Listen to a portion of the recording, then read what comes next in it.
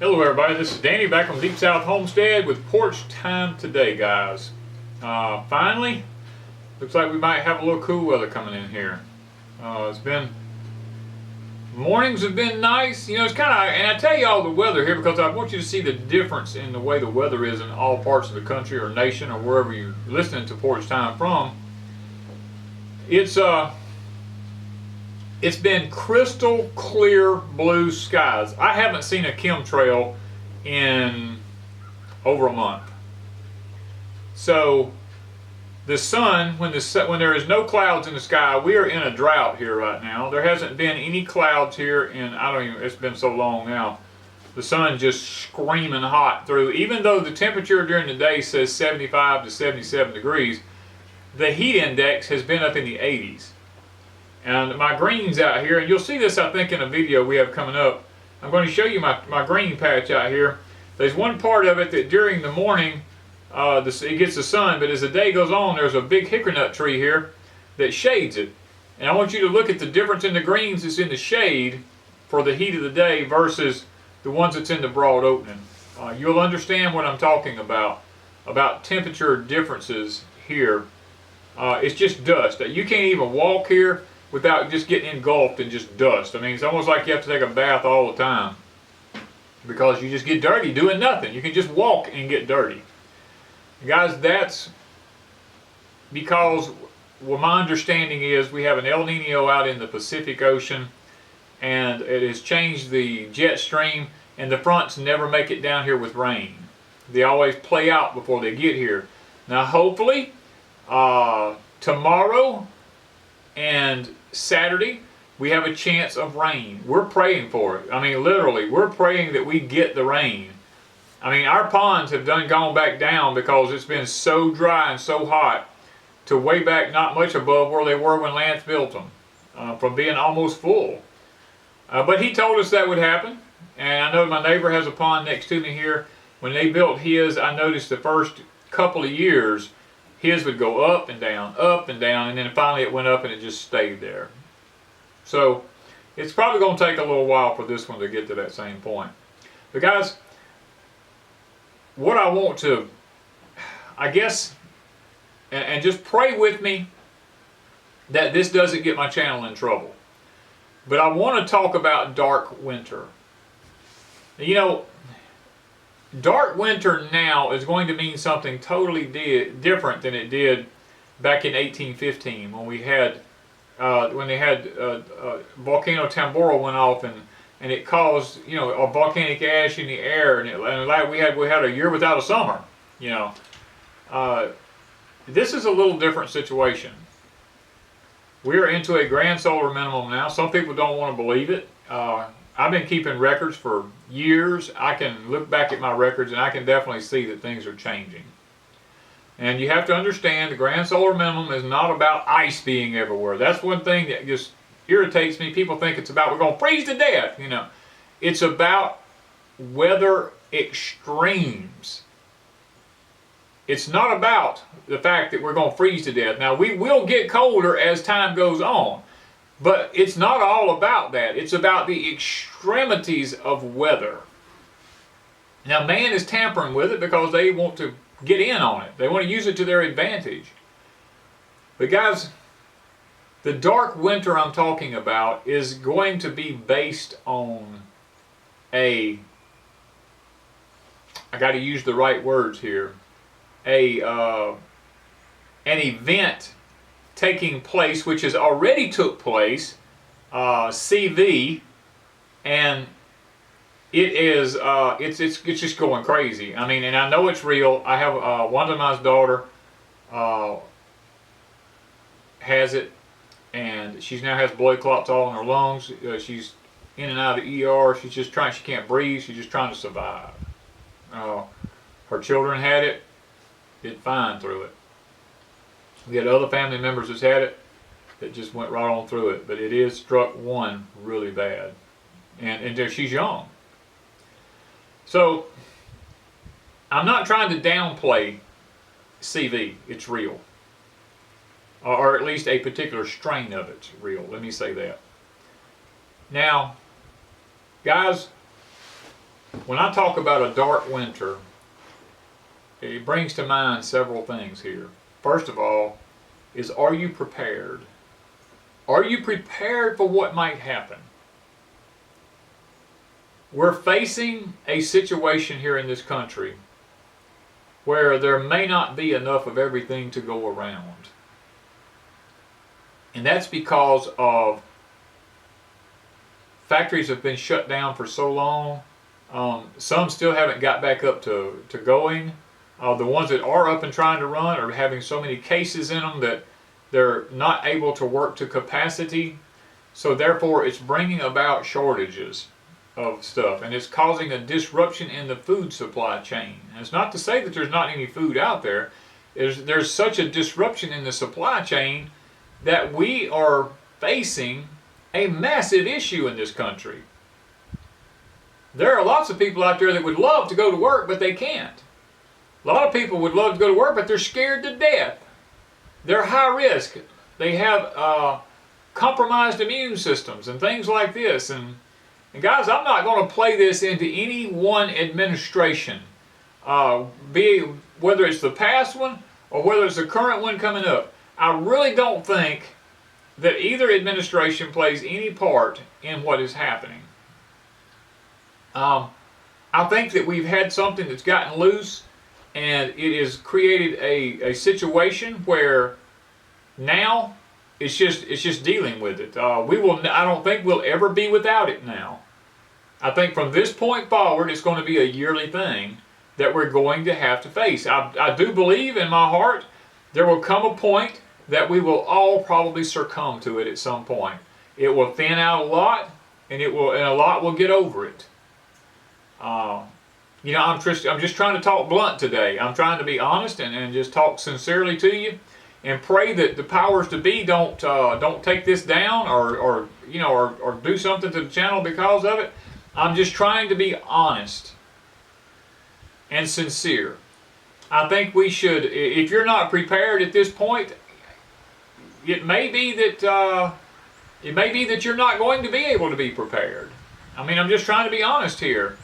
The kind of preparation it's going to need to make it through a dark winter is going to be one that takes a lot of finances to buy stuff up if you haven't already stocked up.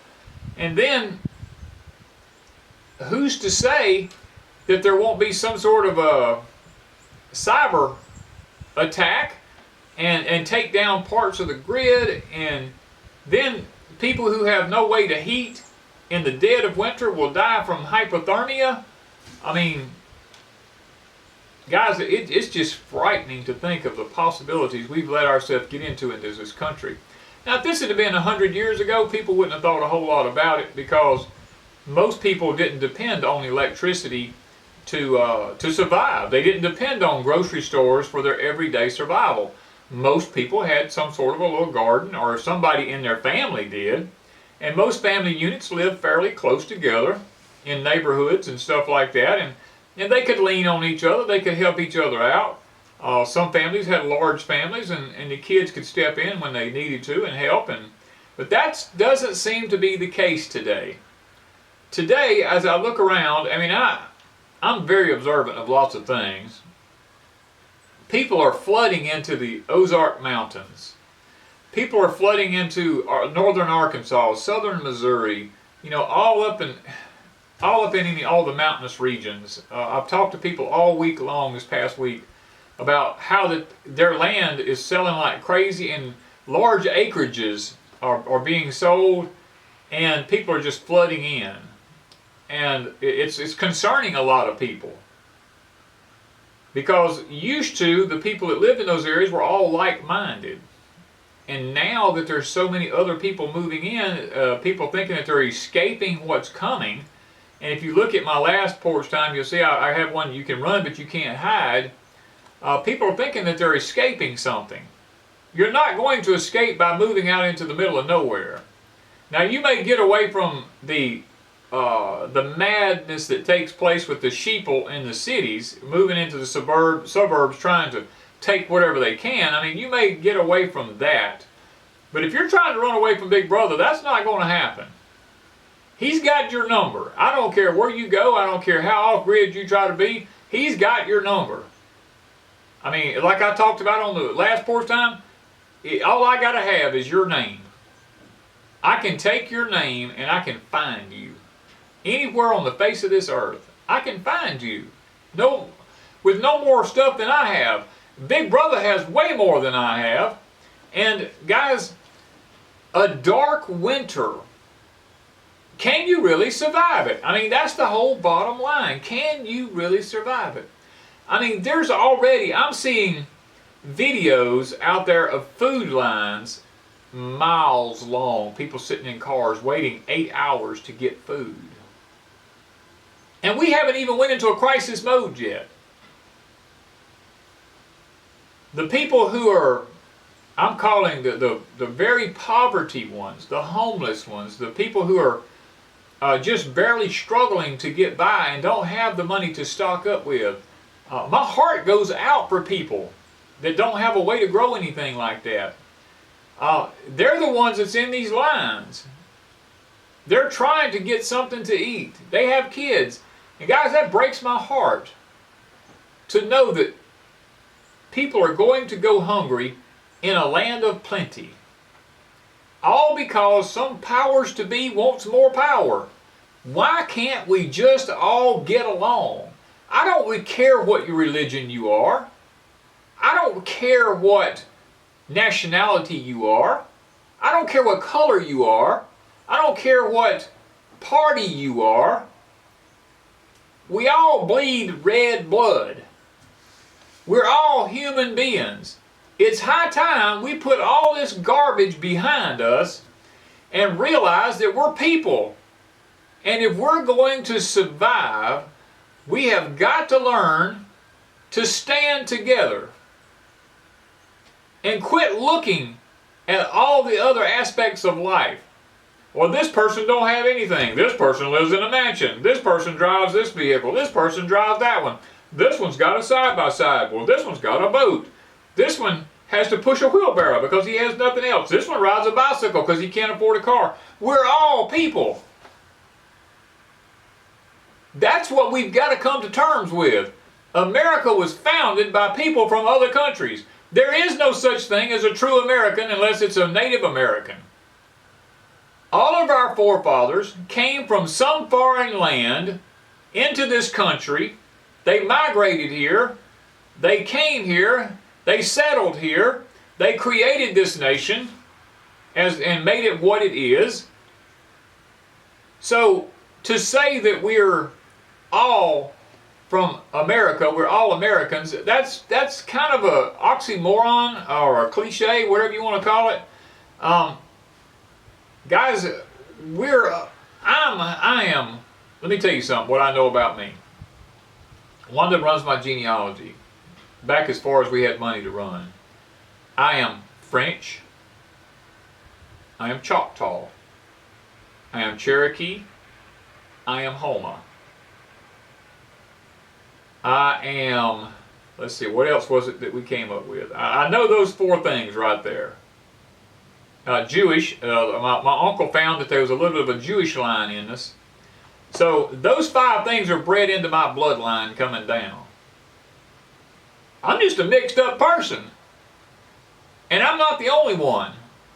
There's a lot of others out there that's the same way. Your family might have come from Germany, they might have come from Finland, Sweden, Russia, Israel, Pakistan. Your family might have come from Ireland, anywhere over there, China.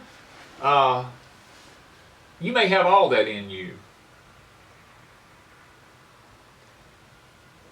I imagine I have some Mediterranean in me because my mama suffered from what's called sarcoid.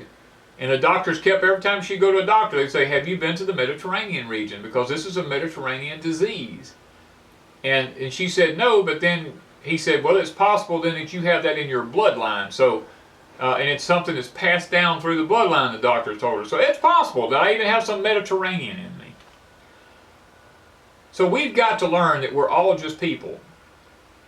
And if things progress the way that that Big Brother says that they're going to, or they're projecting to, let me say that, then we could very easily or very seriously be facing a dark winter. And that bothers me for people who don't have a way to provide for themselves. It bothers me. I have a heart condition. It's been giving me lots of trouble here lately. I don't know if it's because 5G technology is being fired up around my area and it's causing some kind of an issue. I mean, I don't know. Or I don't know if it's if there's actually something wrong with my heart. They tell me there's not, but it goes wacko all the time. If it's some gastrointestinal issue problem I have, nobody's interested in fixing it. They don't care. You know, I'm almost done with going to the doctor. I've just given. I don't trust them. I literally don't trust them. I mean, as many times as I've been to ERs over the last since 2011 over this issue, and they're right. I haven't died yet. I mean, I may die before this video comes out. I don't know. It may take me out. But since 2011, I've lived this long. They kept telling me, "You're not going to die. Go home." And it wasn't there before. It just all of a sudden one day started, just out of nowhere. And so I'm sitting here and I'm like, people with medical issues that in a dark winter, suppose there's no way to get anywhere. Suppose there's no way to do anything. We have to be okay with meeting our Maker if we can't get somewhere. That's something that we just have to be okay with. And we have to be settled in that area. And I am. I'm settled in that area. I'm not happy about the fact that I can't get anything figured out and that nobody wants to take the time to really look into what's going on with my body. But nevertheless, I've come to the fact that, you know what? It is what it is. And I'm just going to have to learn to live with it until it takes me out. And guys, this is another scenario of a dark winter. Lack of medication, lack of medical care, lack of food, lack of the ability to stay warm. You know, if you know anything about survival, know that the foremost thing you want to think about is heat. Because without the proper heat, you can die within 3 hours. You can die from hypothermia in 80-degree temperature. I mean, I know it sounds crazy, but it's possible. And we have to have a certain amount of heat. We have to have a way to heat. And for people who live in high-rises and apartments and in suburbs where they have nothing but electric, and then if the grid goes down and they have no way possible to stay warm, I'm concerned for people like that.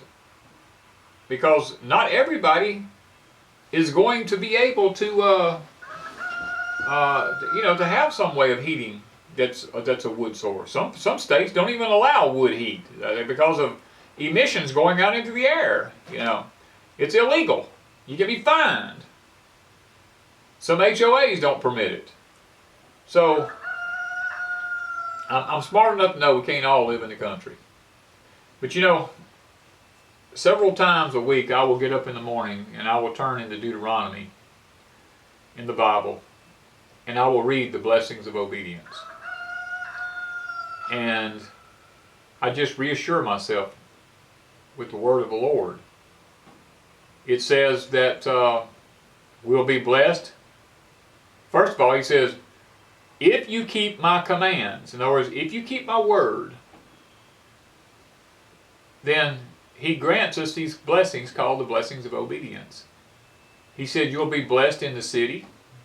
You'll be blessed in the country. You'll be blessed going in. You'll be blessed going out. Your storehouses will be blessed. Your crops will be blessed. Your body will be blessed. The fruit of your children will be blessed. Your animals, your livestock will be blessed. They will produce. Your flocks will produce. They will all be blessed. Your land will give forth plenty. It will be blessed. These are all things. You will be the head. You will not be the tail. You'll be above. You'll never be below. You'll always be able to lend. You'll never be able to borrow. You'll never have to borrow. These are the blessings of obedience. And I reassure myself constantly with these blessings if I keep his commands and his word. And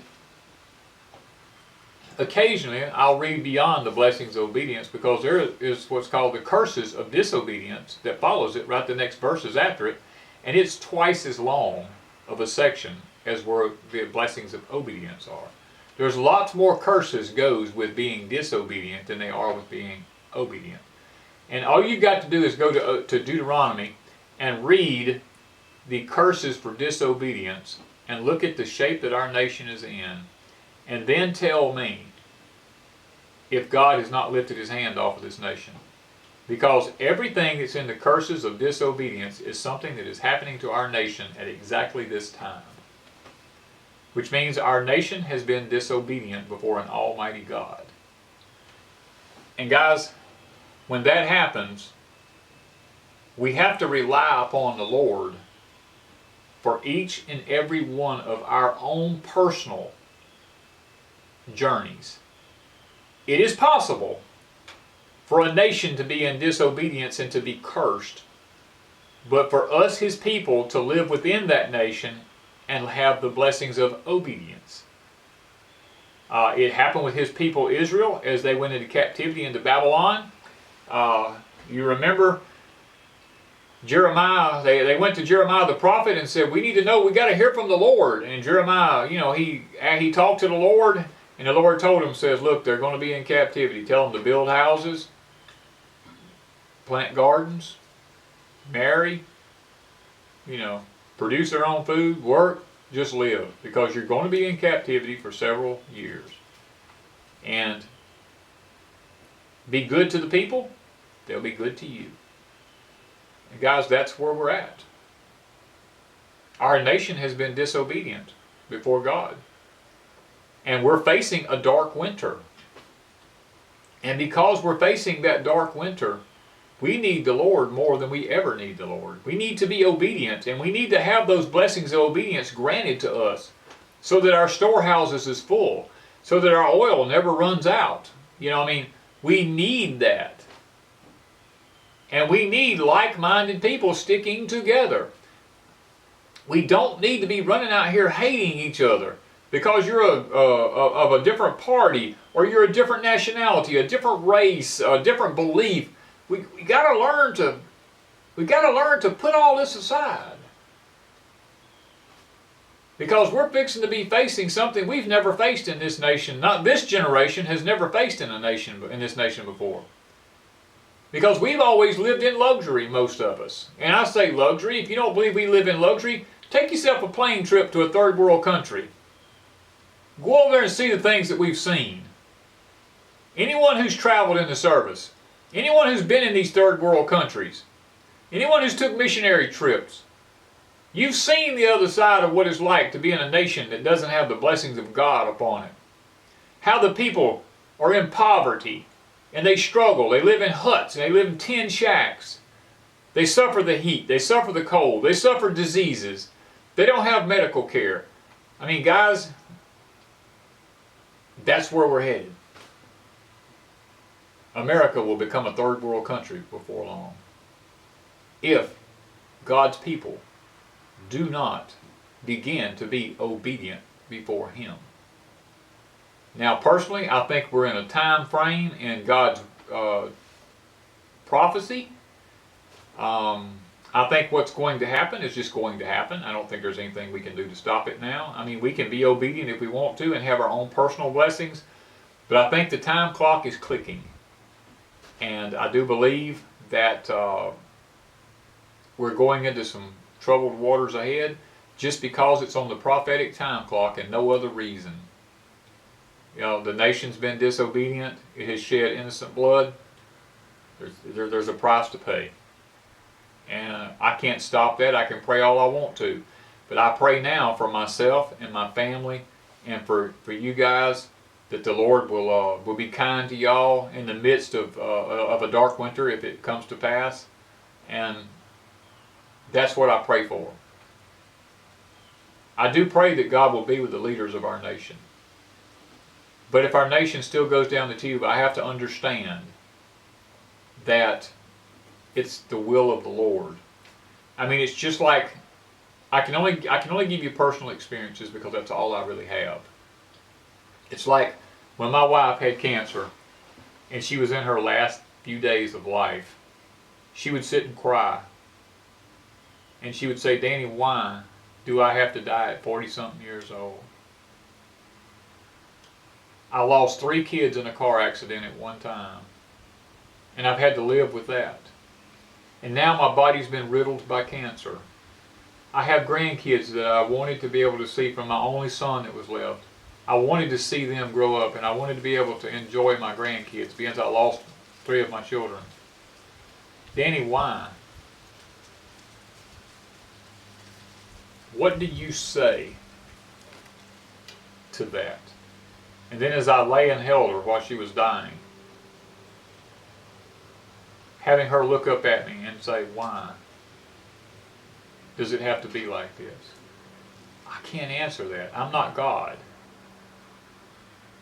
But I know in my heart that sometimes it doesn't matter how much you pray for something. Because I begged God to take me instead, leave her, so she could enjoy her grandkids. But God had other plans. I don't understand it. But I prayed for her and prayed for her. She prayed. People came in, laid hands on, anointed, prayed. We done everything scripturally possible. And she still passed away.